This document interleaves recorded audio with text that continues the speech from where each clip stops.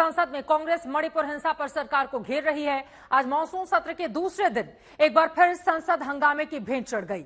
विपक्ष संसद में मणिपुर हिंसा पर रूल 267 के तहत चर्चा कराने पर अड़ा हुआ है, यानी कि बाकी मुद्दे छोड़कर मणिपुर हिंसा पर चर्चा कराई जाए, जिसके लिए सरकार तैयार नहीं दिखती। लेकिन मणिपुर पर चर्चा को वो तैयार है। विपक्ष नियम के तहत अपने बातों को अड़ंगा डालकर क्यों अपनी बातों को आगे बढ़ाने की कोशिश में है। सरकार की ओर से इस तरह का बयान भी सामने रखा जा रहा है। पक्ष और विपक्ष के बीच किस तरह की राजनीति चल रही है, इस मुद्दे पर अब जरा वो देखिए इस रिपोर्ट में।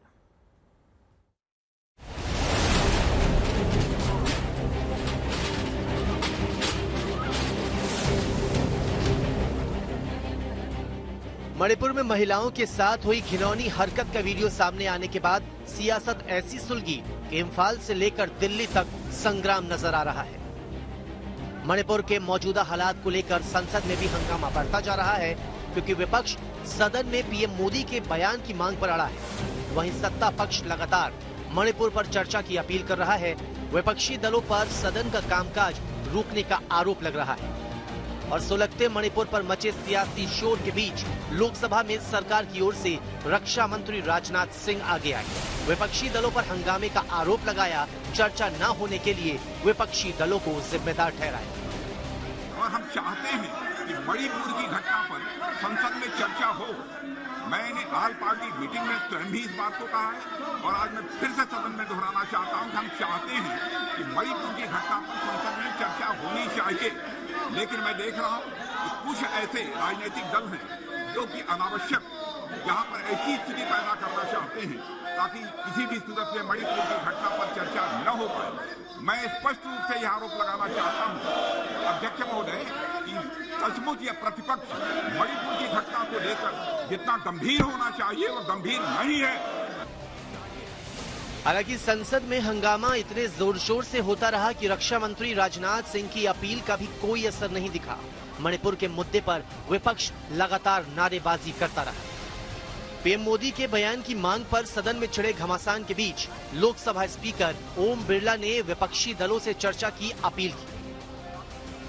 क्या नारेबाजी से समस्याओं का समाधान होगा? क्या समाधान होगा? चर्चा संवाद से,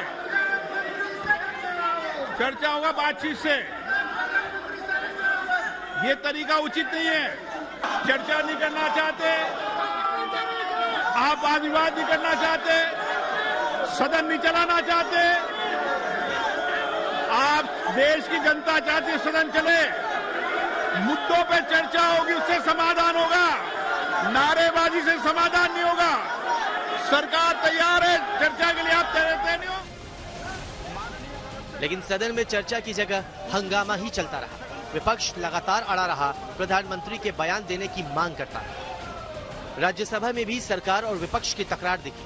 दोनों सदन चंद मिनट में ही स्थगित हो गए, लेकिन मणिपुर को लेकर बयानों की लड़ाई स्थगित होती नहीं दिख रही है। संसद भवन के अंदर उन्होंने सीढ़ियों पे खड़े होकर तो बयान दे दिया, पर सदन के अंदर नहीं दे दिया। क्यों सदन का अपमान कर रहे हैं वो लोकसभा राज्यसभा दोनों का? हम वहां उनको बुला रहे हैं कि एक बीभत्सम घटना है, इस पर आइए, देश आक्रोशित है, जवाब दीजिए। तो ऐसा सदन का अपमान क्योंकि हम सदन में नहीं बोलेंगे। आप संविधान पढ़ लें। प्रधानमंत्री और मंत्रिपरिषद सामूहिक रूप से उत्तरदायी होता है संसद के लिए, सीढ़ियों के लिए नहीं। जो दरिंदगी और हैवानियत की घटनाएं सामने आ रही हैं, उससे पूरे हिंदुस्तान का मैं कहूं दिल दहल गया है। हमारी सबकी कलेक्टिव कॉन्शियस और आत्मा झंझोड़ी गई है। और मैं हाथ जोड़ के विनती करता हूं केंद्र सरकार से कि नींद से जागे और इस विषय पे चर्चा कराए। मणिपुर में दरिंदगी की सारी हदें लांघ दी गई। देश की संसद में इस पर सार्थक बहस की जरूरत है, लेकिन बहस से इतर मणिपुर के हालात पर राजनीति जारी, जिसे लेकर सरकार और विपक्ष के बीच जबरदस्त तनातनी है। कल माननीय प्रधानमंत्री जी ने पहले दिन ही कहा कि मणिपुर में जो घटा वो दुर्भाग्यपूर्ण है, कोई भी हो उसके खिलाफ कड़ी कार्रवाई होनी, और जो बाकी राज्यों में भी ऐसी घटनाएं होती हैं वो महिलाओं के प्रति अत्याचार, दुष्कर्म की घटनाएं सबको शर्मसार करती हैं। 140 करोड़ देशवासियों को ऐसी घटनाओं पर रोक लगनी चाहिए, सरकारों को उचित कार्रवाई करनी चाहिए। और हम लोग संवेदनशील भी हैं, जिम्मेदार भी हैं और चर्चा में भाग भी लेना चाहते हैं, लेकिन विपक्ष जिम्मेदारी से भी भाग रहा है और चर्चा से भी। बीते मई महीने में मणिपुर में बिगड़े हालात अब तक पूरी तरह सामान्य नहीं हो सके हैं। इस बीच महिलाओं से हैवानियत की तस्वीरों ने पूरे देश की चिंता को बढ़ा दिया। मणिपुर के हालात पर चल रही राजनीति को और भी गर्मा दिया है। मौसमी सिंह के साथ हिमांशु मिश्रा, दिल्ली, आज तक।